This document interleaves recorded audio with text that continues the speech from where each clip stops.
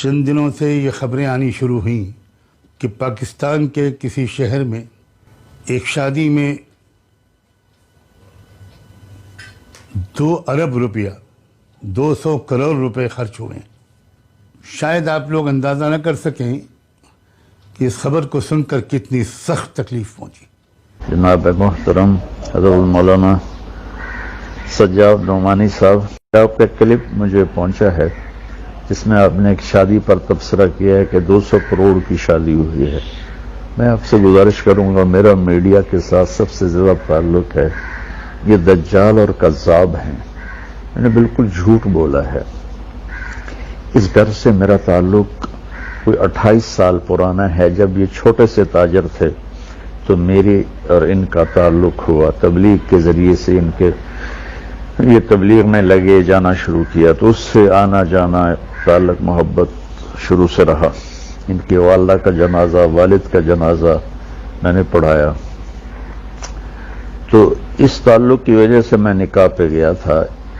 میں نے ان سے پوچھا جب یہ خبر پھیلی کہ 200 کروڑ کی شادی، تو انہوں نے کہا مولانا ہماری صرف ٹوٹل 10 کروڑ اس پہ لگا ہے اور یہ 200 ارب بالکل بکواس ہے۔ ان کا بیٹا آگے میرے بھتیجے کا بہت قریبی دوست ہے۔ پھر یہ بھی خبر تھی کہ 10 لاکھ مولانا طارق جمیل کو نکاح کر دیا ہے۔ مولانا اس سے بڑا جھوٹ اور کیا ہوگا؟ بئس الفقیر علی باب الامیر۔ پھر آپ نے ایک حدیث کوٹ کی، بئس الفقیر علی باب الامیر۔ اللہ کا شکر ہے، اللہ نے مجھے ایک اچھے گھر میں پیدا کیا۔ اللہ تعالیٰ مجھے بڑے بول سے بچائے، عجب سے بچائے، اللہ مجھے تکبر سے بچائے، تقابل سے بچائے، اور اللہ تعالیٰ نے خوشحال زندگی عطا فرمائی۔ ہم جدی پشتی ذمہ دار ہیں، اور اللہ نے اپنا فضل فرمایا کہ مجھے اس راستے پر پھیر لیا، اس کا کرم اور احسان ہے۔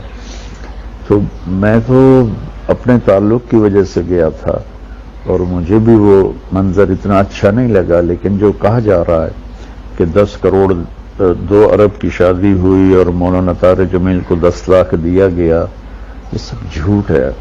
حضرت آپ میڈیا کی خبر پر کبھی کوئی تبصرہ نہ کیا کریں، کبھی کوئی کلپ ریکارڈ نہ کروایا کریں، یہ 95-99% جھوٹ بولتے ہیں۔ ہم نے اپنے اکابر اسلاف کو اس ملک میں جو دیکھا، میں قسم کھا کے کہہ سکتا ہوں کہ اکابر میں سے کوئی بھی زندہ ہوتا تو ایسی شادی کے قریب نہ پھٹکتا۔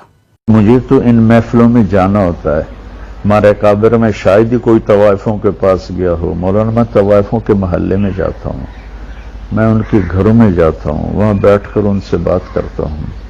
میرے تلمبہ شہر میں طوائفوں کا ایک محلہ ہے جو تقریباً 200 سال پرانا ہے۔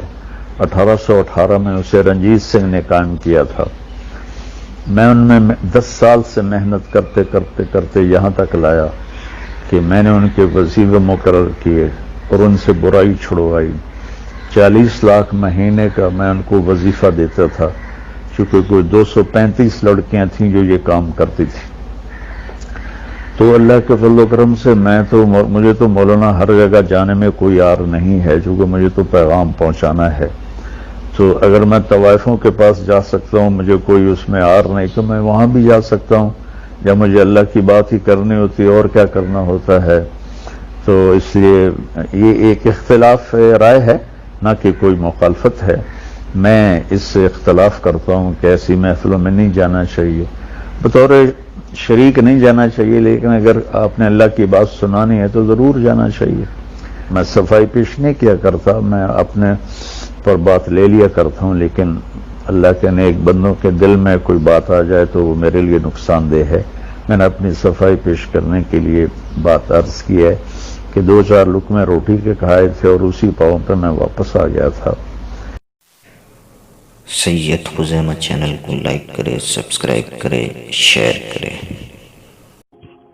مسلسل مشغولیت کے باوجود میری اصلاح کے لیے یہ صوتی پیغام ارسال فرمایا۔ اللہ تعالیٰ آپ کے رتبے بلند فرمائے۔ میں صاف لفظوں میں اپنی غلطی کا اعتراف کرتا ہوں اور آپ سے دستبستہ معافی کا طالب ہوں۔ یقیناً مجھ سے یہ غلطی ہوئی کہ میں نے میڈیا کی روایت پر بھروسہ کر لیا۔ مجھے ایسا نہیں کرنا چاہیے تھا، اور عذر کے طور پر نہیں کہتا، بلسبیل تذکرہ عرض کرتا ہوں کہ اگر ہمارے ملک کے اندر کی خبر ہوتی تو میرا عام معمول یہی ہے کہ میں پہلے اس کی تحقیق کرتا ہوں۔ وہاں تحقیق کا میرے پاس کوئی اور راستہ نہیں تھا، اور پھر بھی مجھے یہ نہیں کرنا چاہیے تھا جو میں نے کیا۔ میں اپنی معذرت کے لیے کوئی بہانہ، کوئی جواز، اپنے غلط کام کے لیے، اپنی غلطی کے لیے کوئی بہانہ، کوئی جواز تلاش نہیں کر رہا ہوں۔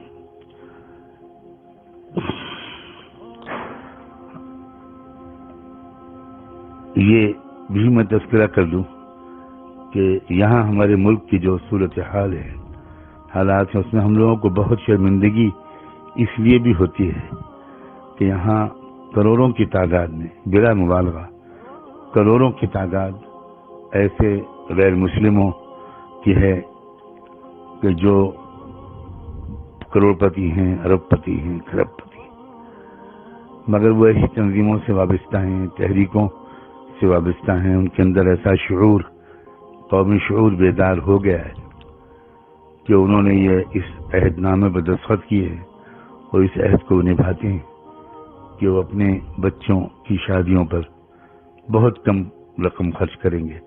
یقین بھی آنا مشکل ہے وہ انسان جو 5 کروڑ 10 کروڑ خرچ کر سکتا ہے، وہ بھی عام طور پر 4-5 لاکھ یا 10 لاکھ سے زیادہ خرچ نہیں کرتا، اور اس پر کڑی نگرانی بھی رکھی جاتی ہے۔ تنظیمیں اپنی ممبرشپ سے ایسے شخص کو نکال دیتی ہیں، اس کا سماجی مقاطعہ، بائیکاٹ کیا جاتا ہے، اور وہ لوگ اپنی وسائل کو قومی تحریکوں کی مضبوطی میں خرچ کر رہے ہیں۔ میں براہ راست واقف ہوں ان تحریکوں سے، ان میں لگے ہوئے لوگوں سے، بعض وقت ان کے قائدین سے میرا ملنا جلنا ہوتا ہے، اور دعوتی مقاصد سے اور ملک کی فضا کو زیادہ بگڑنے سے بچانے وغیرہ کے مقاصد سے میں ان سے کبھی کبھی ملتا ہوں۔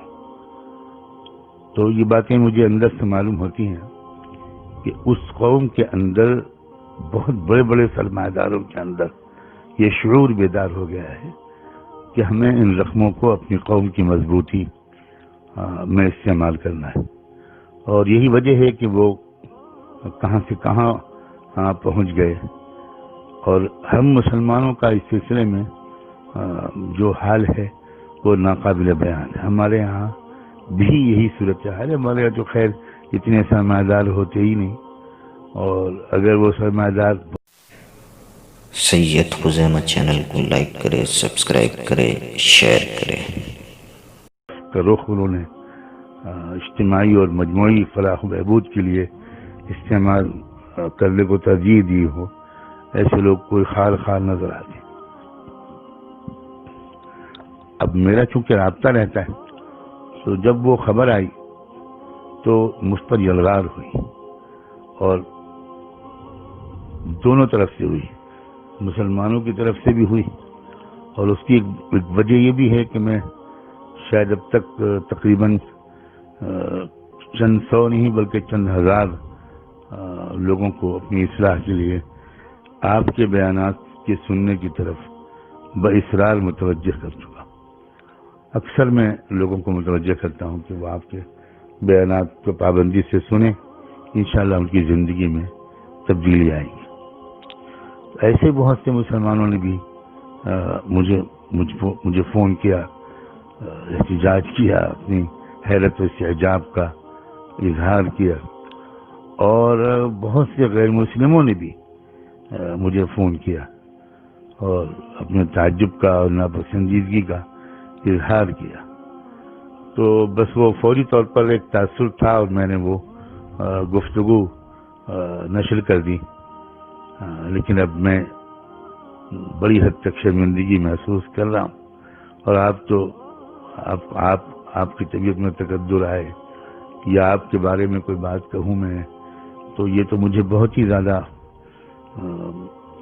بہت دکھ ہو رہا ہے محسوس کر کے۔ کہ میں کیسے اس کی تلافی کروں. بہرحال فی الحال تو میں آپ سے معافی کا طالب ہوں اور آپ کی دعاؤں کا، محبتوں کا محتاج ہوں. بلا شبہ رائے الگ الگ ہوتی ہے، ذوق الگ الگ ہوتا ہے، اور ہر رائے کی اور ذوق کی بڑی حد تک گنجائش بھی ہوتی ہے. ہم نے اپنے یہاں یہ بھی دیکھا کہ ہمارے جو اکابر ایسی تقریبات میں شرکت نہیں کرتے تھے تو اس سے بھی اصلاح ہوتی تھی.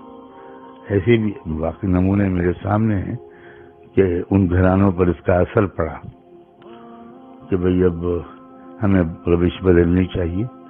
تو مقصود تو اصلاح ہے.